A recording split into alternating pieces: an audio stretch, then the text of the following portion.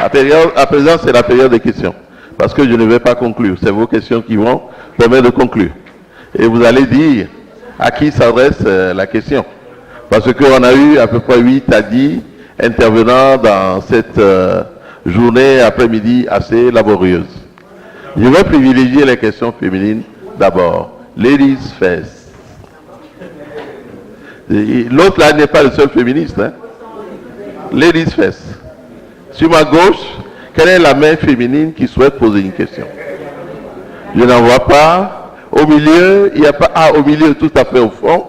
Madame les hôtesses, voulez-vous nous m'aider à envoyer le micro juste tout à fait au fond pour la première question qui est féminine? Dieu a créé...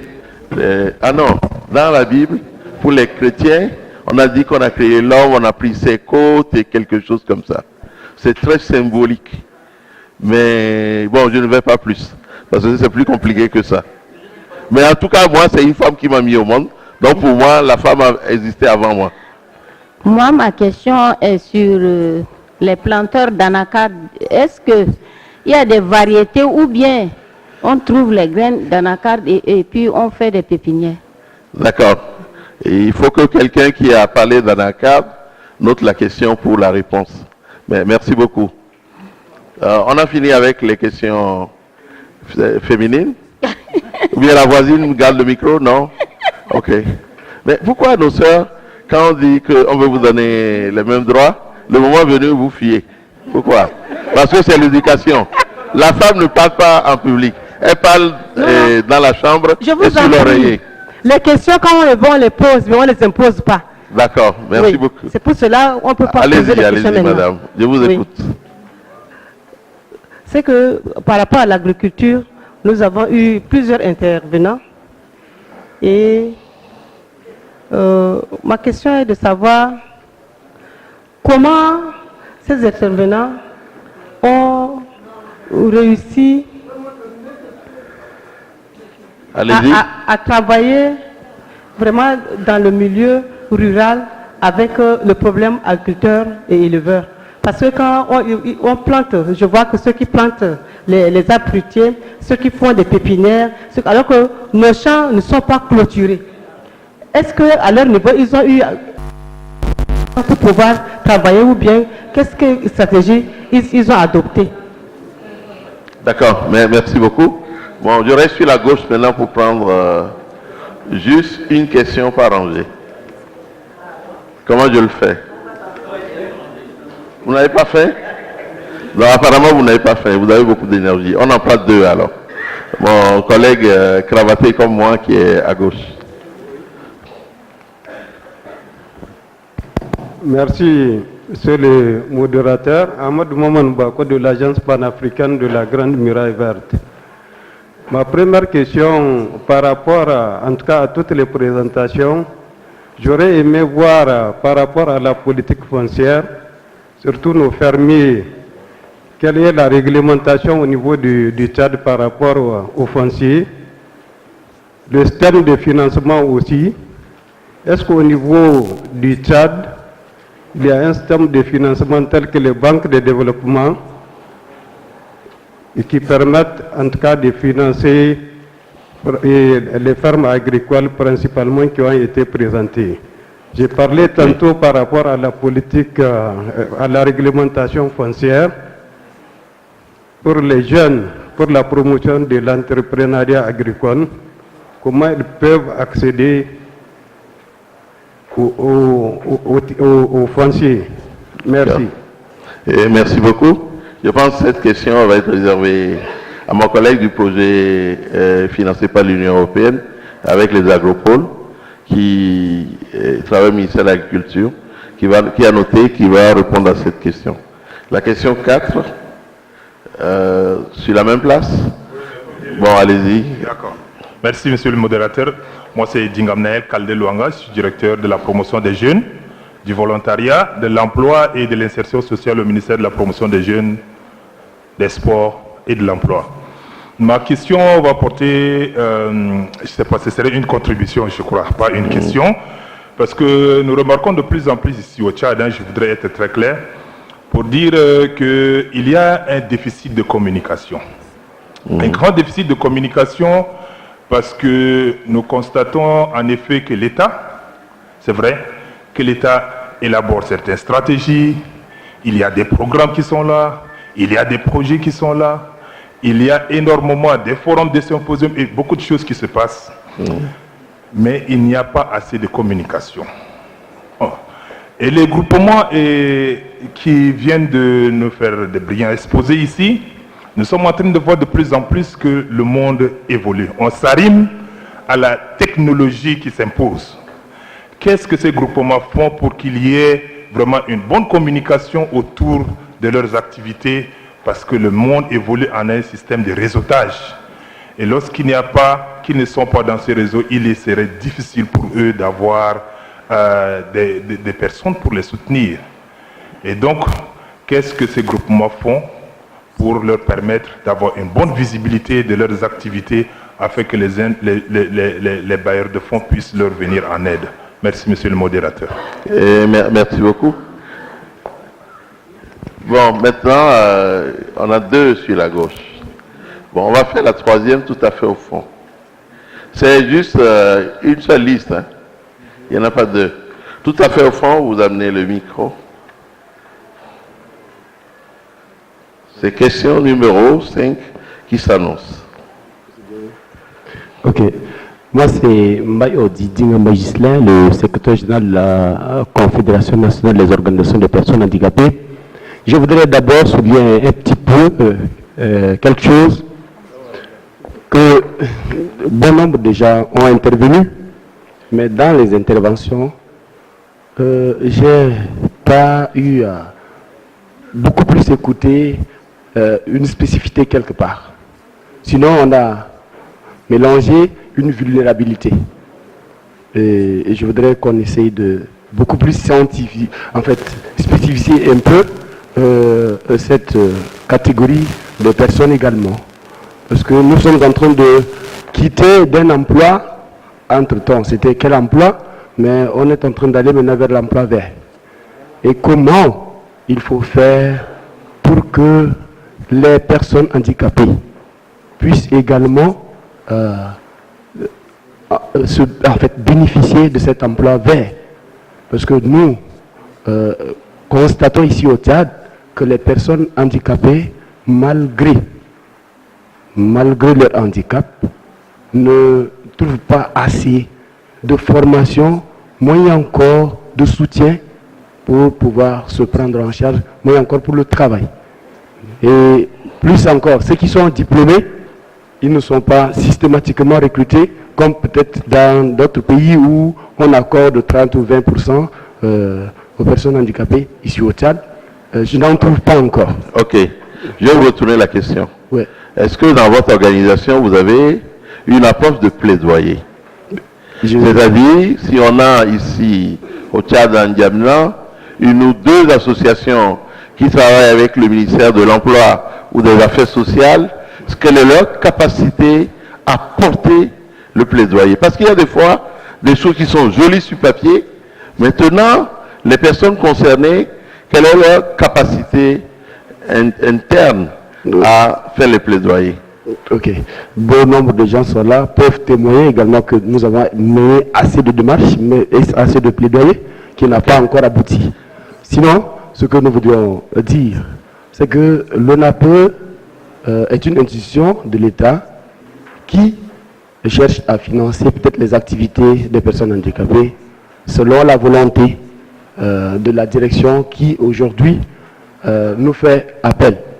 Mais est-ce que l'emploi vert, est-ce que les bailleurs, on donne un peu de fonds à l'ONAPE pour pouvoir financer les activités spécifiques des personnes handicapées? D'accord, c'est noté, l'ONAPE va répondre pour cette partie. Oui, au milieu, le DG et mon président souhaitent prendre la parole. Merci, Monsieur Edmond, pour cette modération d'une bonne partie de l'après-midi. Je voudrais juste dire, à la lumière de l'ensemble des exposés, que aujourd'hui, le pan agricole de l'emploi vert, qui constitue notre thématique dans le cadre de cette conférence, a été bien étayée par les uns et les autres.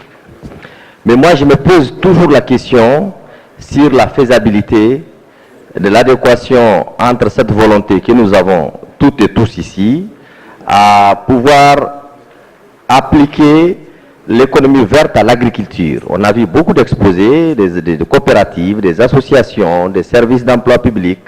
Chacun de son côté a exposé ses pratiques en matière d'agriculture par rapport à la thématique sur l'emploi vert. Mais je me pose la question réellement sur la problématique. Et il faudrait que nous inscrivions cette problématique comme une recommandation forte de cette journée au nom de l'ensemble des SP ici présents, afin que les politiques publiques que nous mettons en œuvre puissent intégrer réellement au niveau du secteur primaire la problématique de l'emploi vert. Parce que si vous remarquez, au niveau de nos SP, en tout cas de la région Afrique, le secteur primaire est le secteur le plus pourvoyeur d'emploi. Et donc, profitons-en pour que, c'est pour cela cette partie d'après-midi est très importante, profitons-en donc pour que ce secteur primaire-là, qui est porteur d'emploi, puisse aussi être celui qui va être le moteur et la locomotive de l'emploi vert et de l'économie verte au niveau de nos SP et de la région Afrique. Merci. Merci beaucoup, DG et Président. Je pense que mon ami Sidibé, Nzomego et Igor vont formuler ce que le Président dit sous forme de recommandations que nous allons adopter à la fin des activités. Je reste maintenant au milieu pour voir s'il y a quelques personnes qui souhaitent prendre la parole. Il n'y en a pas. Sur ma droite, Igor Agué, non, vous êtes déjà intervenant. Sidibé, intervenant, mais Nzomego, qui n'a pas parlé du tout et qui va parler. Ensuite, le DG de Bangui va parler aussi. Enfin, j'ai la parole, monsieur le modérateur questionneur. Bien, en fait, simplement, le président a marché sur ma langue. Car je faisais aussi ce constat. Évidemment, en voyant le pouvoir comme nos SPE, qui est insignifiant, surtout les budgets alloués à l'emploi, j'ai mis les mains sur la tête lorsque je vois que nous voulons bien faire des choses, mais malheureusement les SPE, nos SPE, africains surtout en particulier, n'ont pas de budget conséquent. Raison pour laquelle j'appuie effectivement la recommandation proposée par le président qu'il y ait un plaidoyer auprès des politiques, évidemment, pour que l'emploi soit réellement financé de manière adéquate pour que les SPE puissent accompagner les jeunes dans le développement des emplois verts. Merci. Merci beaucoup. J'allais dire que j'adhère totalement à cette recommandation. Maintenant, bon, on va le filer au ministre à la clôture. C'est notre collègue qui est devenu ministre. On n'a même pas encore sauté. Non, on ne saute pas le champagne ici. On est un pays musulman, on ne boit pas d'alcool. Bon. Donc, c'est noté aussi des recommandations. Oui, DG de Bangui. Merci, Monsieur le Président. Je voudrais d'abord remercier tous les exposants qui ont bien maîtrisé les exposés et qui nous ont apporté d'importantes informations depuis ce matin. J'aurais une petite question de curiosité à poser à nos collègues de l'ANPE du Tchad. J'ai vu l'exemple de notre ami du Moundou, qui est un exemple vraiment concret et vraiment c'est notre promoteur. Mais là, il a dit qu'il a reçu 1 300 000 pendant 3 fois. Pourquoi l'ANPE n'a pas augmenté ce montant? Est-ce qu'il y a-t-il un plafond? Est-ce que je me fais comprendre? Monsieur, notre promoteur de Moundou, a reçu 1 300 000, c'est ça, non? Pendant 3 fois. Ça veut dire qu'il a eu 1 300 000 pour la première fois, il a remboursé. Il a eu encore 1 300 000, il a remboursé, il a eu le même montant. Alors qu'il a fait des choses concrètes, il a une capacité de remboursement. Pourquoi pas augmenter ce montant, même atteindre le plafond de remboursement? Monsieur le Président, la deuxième question concerne, nous avons suivi les différentes fermes qui ont parlé cet après-midi, la question de mobilisation des ressources. Nous avons vu le cas de monsieur que vous avez simulé à un représentant de Dieu là, tout à l'heure là. qui évoluent depuis grâce à ce salaire, de 500 000 francs par mois, etc. Vous avez le cas du Jardin d'Éden, qui a plusieurs partenaires là. Je ne sais pas comment il a fait. Alors c'est cette question de mobilisation des ressources là, comment faire pour que eux, les fermes également qui se débrouillent et qui ont des résultats concrets aient aussi les mêmes moyens ou des appuis du côté des partenaires. Je vous remercie, Monsieur le Président. Monsieur le modérateur.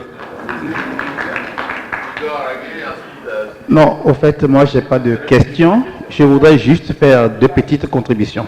Le bus nous attend, donc faites les contributions. Donc, la première contribution, c'est par rapport au financement.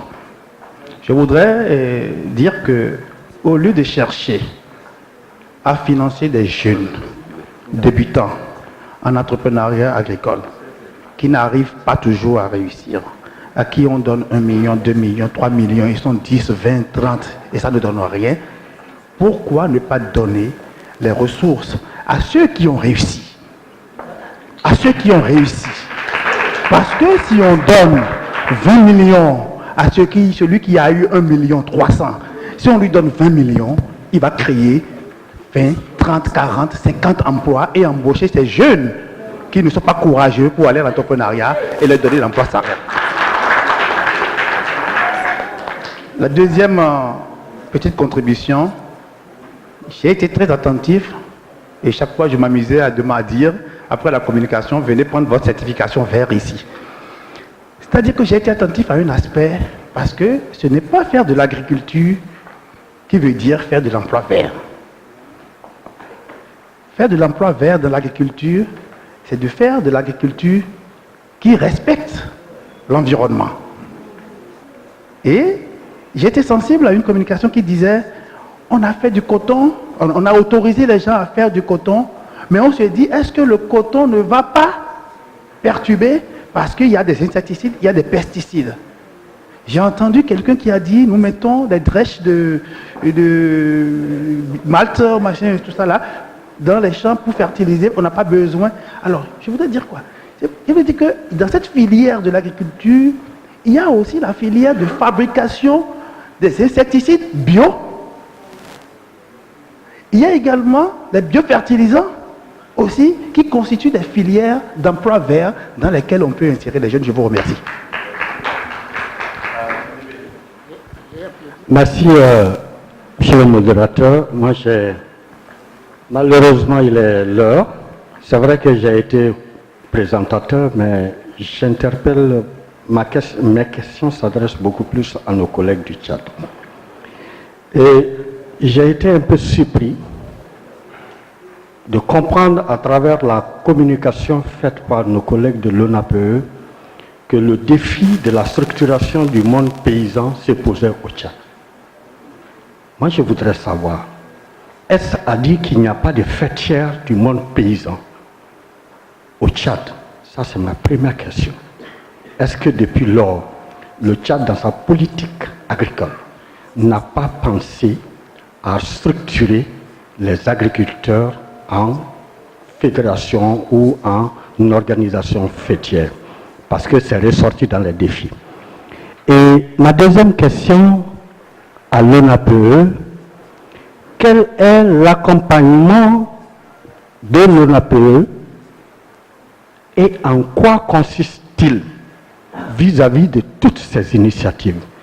Parce que dans la plupart des communications, il ressort des besoins que moi je considère minimes par rapport à ce que ces entreprises-là font pour le Tchad, pour l'Afrique et pour le monde. Parce que dans la plupart des communications, il est ressorti des besoins tels que des besoins de motopompes, des besoins de tracteurs. Moi, je ne comprends pas, dans ce cas, que la politique agricole d'un pays comme le Tchad, avec toutes ces initiatives que moi, je voudrais dupliquer chez moi, ne bénéficie pas de ces minimums d'accompagnement de toutes ces structures qui interviennent, le ministère de l'Agriculture, le ministère de l'Économie et des Finances et le ministère de l'Emploi, de la formation professionnelle. Donc je ne comprends pas. Est-ce que cette politique prend en compte toutes les préoccupations des entreprises agricoles. Est-ce que ces entreprises agricoles ont été impliquées dans l'élaboration de cette politique?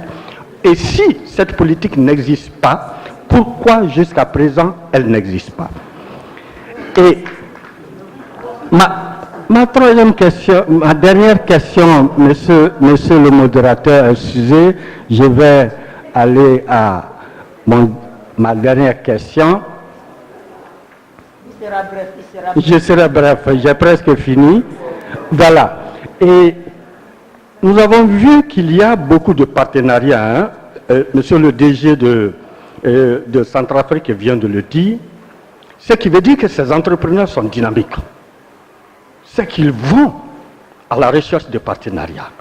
Mais c'est auprès de partenaires privés et non généralement étatiques, parce que j'ai entendu le LAM, j'ai entendu l'ANADER, j'ai entendu l'ONAPE, mais ce n'est pas que ces structures-là seulement qui interviennent dans la promotion de l'entrepreneuriat agricole. Pourquoi, jusque-là, il n'y a pas un mécanisme de financement de l'entreprise agricole? Puisque nous, je l'ai dit dans ma communication, depuis 2007, nous avons la loi d'orientation agricole.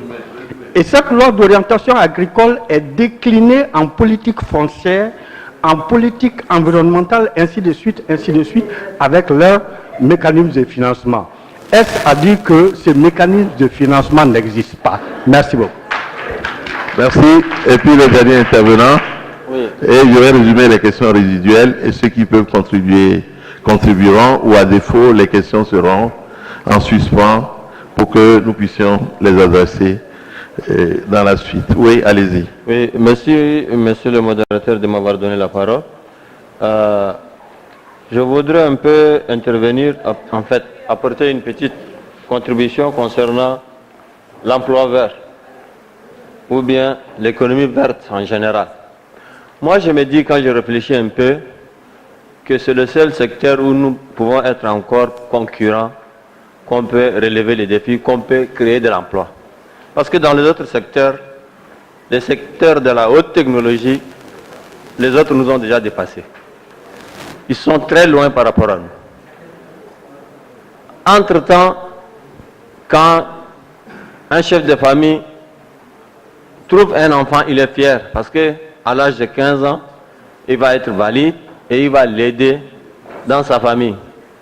Aujourd'hui, un enfant, lorsqu'il est né, si vous n'êtes pas assez assis, c'est une charge. Les gens voient comme ça. Parce qu'il n'y a pas d'emploi. Parce que lorsqu'il aura même fini ses études, il n'aura pas facilement de travail. Alors qu'entre-temps, ce n'était pas comme ça. Moi, je me dis que les gens doivent un peu penser et réfléchir et regarder derrière, surtout le passé. L'agriculture, à elle seule, peut employer plus de la moitié de nos chômeurs au Tchad, je me dis. Ce n'est pas normal aujourd'hui pour un pays comme le Tchad, qui a 39 millions d'hectares de terres cultivables.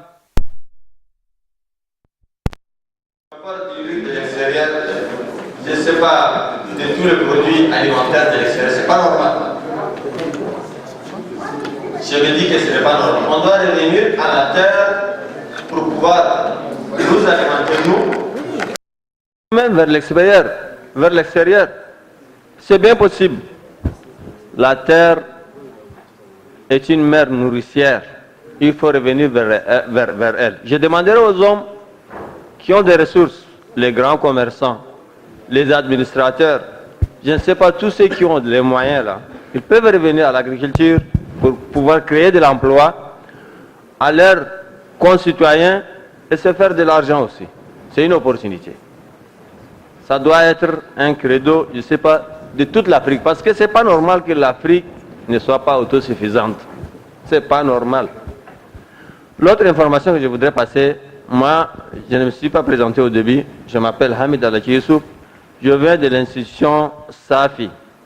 C'est une institution de microfinance de deuxième catégorie. SAFI, c'est Société à la Mana pour le financement et l'investissement islamique. Nous accompagnons les petits producteurs, les petits entrepreneurs, les petits C'est-à-dire les petits gens qui veulent être actifs mais qui n'ont pas assez de ressources. Nous les accompagnons, nous leur donnons des financements, des petits financements. Et nous donnons aussi... Oui. Et nous donnons aussi, c'est-à-dire nous accompagnons aussi des investissements pour les entreprises PME et PMI qui ont des projets porteurs de start-up. Donc ils peuvent s'associer ou bien venir vers nous et discuter de financement de leurs projets qu'ils peuvent éventuellement nous présenter. Mais évidemment, nous avons aussi besoin de soutien.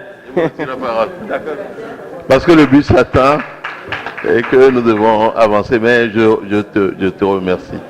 Parce que je vais faire une transition sur les questions de financement. La question posée par notre collègue Sidibé est une question qui se pose dans toute la sous-région. On a eu des banques de développement agricole et les ressources qui ont été mobilisées ont été utilisées plus par les fonctionnaires et les politiciens, et on a fermé sur l'injonction de la Banque mondiale avec les passes ces banques agricoles. Maintenant, dans certains pays, le discours n'est pas très clair. On n'a pas les microfinances ne peuvent pas financer suffisamment l'agriculture parce que elles peuvent financer les crédits de campagne, quelque chose qui est à court terme. Donc, il faut repenser probablement le système de financement. Nous, au Togo, on est en train de copier un mécanisme qu'on a pris au Nigeria avec l'appui du président de la BAD, un Nigérian, et c'est des mécanismes qui peuvent avancer. Mais la question demeure, s'il n'y a pas d'argent pour soutenir quelque chose qui est délicat et difficile. Mais la logique des chaînes de valeur et des marchés est une logique sur laquelle on peut bâtir quelque chose. Maintenant, est-ce que la finance islamique est un moyen? Oui. On a vu qu'il y a maintenant des chaires de finance islamique, même au HEC de Paris. Au César, qui est l'école de gestion de Dakar, ils développent des masters en finance islamique. Donc, il est possible de mobiliser un peu plus d'argent à taux concessionnel du FIDA et d'autres organismes. Madame, il a souhaité que vous interveniez sur un certain nombre de questions comme le foncier. Si vous avez des solutions, les éleveurs et les agriculteurs se battent dans tous les pays, jusqu'au couteau, jusqu'à la flèche. Voilà. Est-ce que vous avez la solution ici au Tchad? Ok, merci Monsieur Edmond pour cette brillante modération. Et je remercie également le participant de l'initiative Grande Muraille Verte qui a posé la question par rapport à la réglementation foncière vis-à-vis des fermiers. Voilà, je me présente, je suis Madame Komaté Ireflore, je suis du ministère de l'Agriculture, une agroforestière de formation. Donc, depuis le matin, quand nous parlons, si nous voulons avoir de l'agriculture, l'éco-agriculture, ou lorsque nous parlons de l'agriculture verte, tout et tout, il va falloir réglementer ce milieu, bien entendu. Si je me réfère à l'occasion de la journée mondiale de la désertification, on dit la terre a de la valeur, il faut s'y mettre. Au niveau de la journée mondiale d'alimentation, c'est le même slogan, la faim zéro, mais ensemble. Effectivement, si nous voulons éradiquer la faim, c'est ensemble, avec tout le monde, avec tous ces fermiers, toutes ces initiatives que nous avons suivies. Mais quelque part, s'il y a le conflit agriculteur-éleveur qui perdure, c'est un manque à gagner. On n'arrivera pas à éradiquer la faim.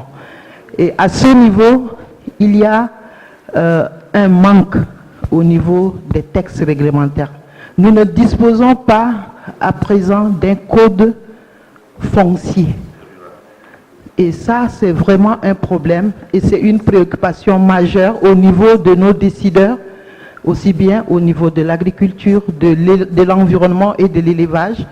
Tous ensemble ont décidé, réorienté ils ont appelé la loi de réorientation foncière du secteur agro-silvo-pastoral. En urgence, on a obtenu déjà l'ordonnance signée par le chef de l'État, mais présentement, cette ordonnance est au niveau de l'Assemblée nationale pour être transformée en loi, projet de loi pour réglementer le domaine agro-silvo-pastoral, et avec les textes d'application, ce serait à ce niveau que les gens pourront produire et en sécurité. Ok. Voilà, merci. Je te remercie. Je vais conclure ici de la façon suivante. Il y a un certain nombre de questions qui sont demeurées résiduelles. Mais les gros chantiers sur le financement, la réglementation, les questions de marché, les questions de qualité, même au niveau de ce que Igor et notre collègue du Fonds indiquent, qu'on a eu l'opportunité de saisir le cheval de l'économie verte. Parce que nous, on est encore plus proche de la terre. On peut évoluer de façon écologique et conquérir des marchés des gens qui en ont besoin. Que ce soit avec le karité, qui, si c'est fait de façon écologique, peut être exporté aux États-Unis. Et un certain nombre d'éléments. Donc, il appartient à chaque pays, dans le cadre du PND, les programmes stratégiques qui ont été exposés, de provoquer un débat national. Souvent, nous restons cloisonnés dans nos ministères. Le ministère du Plan alimente le PND, il est content. Le président a pris le vent à la veille des élections. C'est joli, c'est beau. Et puis, le ministère de l'Agriculture a le PNIASA ou le programme N quelque chose. Et puis, les gens de l'emploi sont dans leur trou là-bas, aussi à part. Il faut que ces institutions se parlent. Il faut que véritablement l'agriculture, particulièrement l'agriculture verte, devienne cette opportunité. Je vais résumer donc les questions résiduelles, de façon qu'on voit comment est-ce qu'on les aborde à la fin du rapportage qui va être fait. Je vous remercie pour cette belle après-midi que vous m'avez permis d'animer. Bon appétit, à bientôt. Le bus nous attend.